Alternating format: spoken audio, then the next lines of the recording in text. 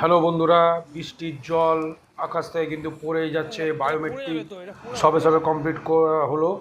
5টা 10 বাজে আর আমরা এইভাবে খালি পায়ে দেখো হেঁটেই যাচ্ছি। বায়োমেট্রিক কমপ্লিট করার পরে এরপরে স্টেজে মানে নেক্সট আবার লাইনে গিয়ে দাঁড়াতে হবে।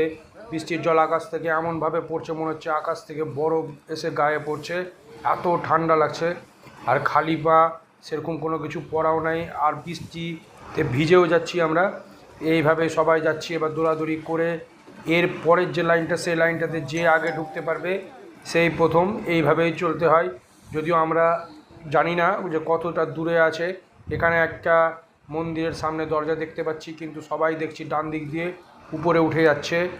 তো সবে সবে সূর্য হয়তো বেরাবে কি বেরাবে না আজকে তাও বলতে পারছি না, কারণ এখন মাত্র 5টা বাজে আর আকাশে কিন্তু প্রচণ্ড পরিমাণে মেঘ আর বৃষ্টি কন্টিনিউয়াস হয়েই যাচ্ছে। আমাদের কাছে না কোনো ছাতা আছে না কোনো ত্রিপাল আছে, এই অবস্থাতেই যাচ্ছি। এত কষ্ট করে ভিডিও করার মানে হচ্ছে এটা যে তোমাদের যাতে এখানে আসতে গেলে কোনো রকম কোনো অসুবিধা না হয়। এদিকে দেখো বাম দিকে সব রকমেরই মানে পুজোর সামগ্রী পাওয়া যায়। যদি এই ভিডিওটা ভালো লাগে লাইক কমেন্ট শেয়ার করে সাবস্ক্রাইব করে দিও চ্যানেলটিকে। আর আমরা হেঁটে যাই, দেখি কখন লাইনে আবার গিয়ে দাঁড়াতে পারি। তো চলো, সবাই ভালো থেকো, টাটা সবাইকে।